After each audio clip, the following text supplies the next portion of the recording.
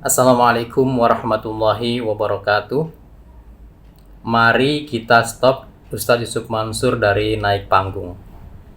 Mengapa?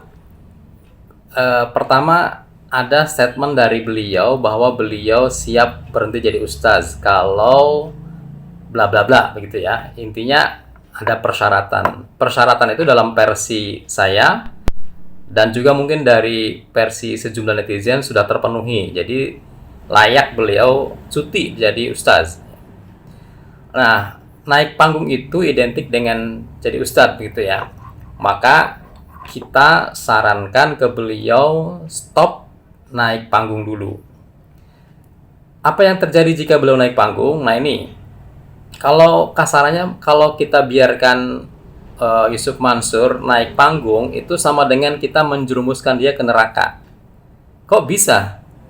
Ya karena kalau dia naik panggung itu ada tiga hal biasanya muncul, atau mungkin dua lah. Dua atau minimal satu itu muncul. Apa itu yang muncul? Yang pertama, beliau itu naik panggung posisi sebagai atau yang diustadkan, tapi beliau berperan sebagai motivator. Sehingga yang terjadi bukan narasi-narasi keagamaan yang substantif, yang berdasarkan Al-Quran dan Hadis, tetapi unsur-unsur memotivasi. Di sana beliau sering sekali setiap naik panggung ada tiga hal itu yang muncul. Yang pertama, bicaranya dusta. Banyak ya di panggung-panggung beliau itu yang mengindikasikan dusta ya. Misalnya beliau bertemu Nabi dalam keadaan sadar, itu beliau kan disampaikan di forum besar itu. Atau beliau naik pesawat sampai sekian banyak kali dalam sehari atau di bawah setahun. Atau beliau bersedekah A, bersedekah B yang menurut banyak versi tidak faktual, tapi fiktif begitu.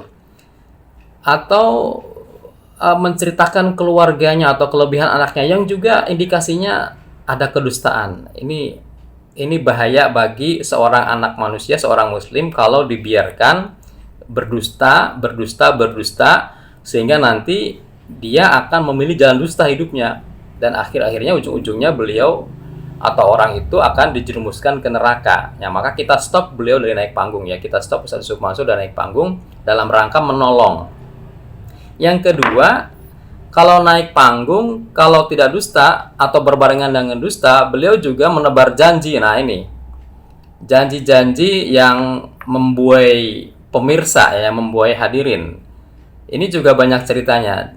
Nah, jadi antara dusta, kemudian janji, ya, bicara dusta, janji yang diingkari, ini dua indikator utama seorang itu menjadi munafik.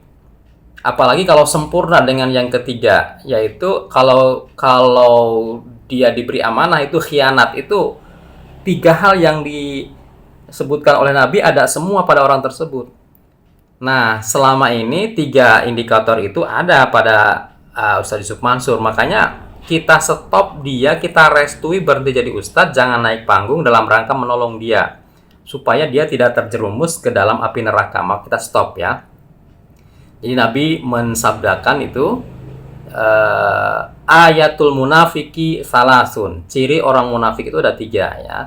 Idza haddasa kadzaba, wa idza wa'ada akhlafa, wa idza tumina khana. Kalau berbicara dusta, kalau berjanji menyelisihi, kalau diberi amanah khianat. Tiga ini kan sudah terbongkar, banyak fakta, banyak saksi ya, lebih dari 10 orang. Itu kalau lebih dari 10 orang dalam Islam persaksian itu makbul, itu sudah diterima. Nah, ketika orang itu mengatakan Yusuf Mansur pendusta, yang mengatakan banyak dengan bukti-buktinya. Yusuf Mansur pengkhianat, itu yang mengatakan banyak dengan bukti-buktinya. Nah, ini kalau dalam ilmu hadis itu ada ilmu jarh wa ta'dil ya. Jarh itu mencacat si perawi, ta'dil itu menganggap adil, menganggap baik si perawi. Itu kaidahnya dalam ilmu hadis, al-jarhu muqaddamun ala ta'dil. Jadi jarh itu ya, pencacatan itu memegangi cacatnya seseorang itu didahulukan daripada memegangi kebaikannya seorang perawi. Itu dalam ilmu hadis. Nah, demikian pula di sini dalam konteks ini Ustadz Yusuf Mansur itu sudah terlalu banyak yang mencacat beliau. Sehingga seharusnya persaksian itu meskipun secara hukum positif tidak bisa dibuktikan di pengadilan atau belum terbukti di pengadilan, tetapi itu makbul, itu sudah diterima dalam Islam. Nah, kita ini kan harusnya selesaikan dulu secara hukum Islam, ya kan? Baru kemudian hukum positif ngikuti. Diberesi hukum positifnya gimana supaya hukum Islam ini bisa digolkan. Nah, ini jadi kita ini dalam rangka menolong Ustadz Yusuf Mansur itu ya. Kita stop dia naik panggung dalam rangka menolong dia agar tidak berdusta, tidak membohongi publik, tidak menyebar janji, dan supaya amanah-amanah beliau terkurangi. Nanti kalau naik panggung beliau minta amanah atau diberi amanah lagi sehingga terjadi pengkhianatan yang berkelanjutan. Nah, ini tidak kita kehendaki. Jadi kita tolong dia ya, sebagaimana sabda Nabi, unsur akhoka zoliman au mazluman, ya, tolong saudaramu yang berbuat zolim maupun yang dizalimi. Jadi Nabi berpesan supaya yang ditolong itu jangan hanya yang zolim, tapi yang menzolimi pun harus kita tolong.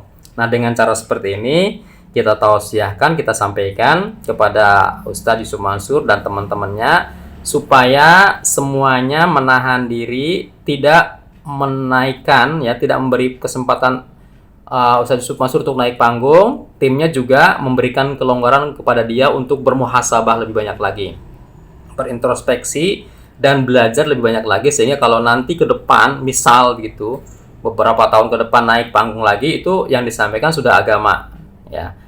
Tirulah atau ikutilah orang-orang alim muda ya, seperti Ustadz Somad, Ustadz Adi Hidayat, Gus Baha, itu anak-anak muda, generasi muda yang keilmuannya luar biasa. Kalau naik panggung itu sudah ilmu itu yang keluar, itu agama yang keluar ya, dengan dinarasikan alam mereka masing-masing, tapi itu mbak agama. Nah, kalau yang Yusuf Mansur ini naik panggung disebut ustadz ya kan, atau bahkan ada nyebut ulama, tapi kemudian yang disajikan adalah motivasi-motivasi non keagamaan atau berlabel keagamaan. Maka kita stop dulu supaya beliau bermuhasabah, berintrospeksi, dan kemudian memperbaiki diri di masa-masa yang akan datang. Tapi dengan catatan ini tolong dipenuhi Ustaz. Utang bayarkan, janji penuhi, amanah tolong jangan dikhianati, segera ditunaikan. Demikian, Assalamualaikum warahmatullahi wabarakatuh.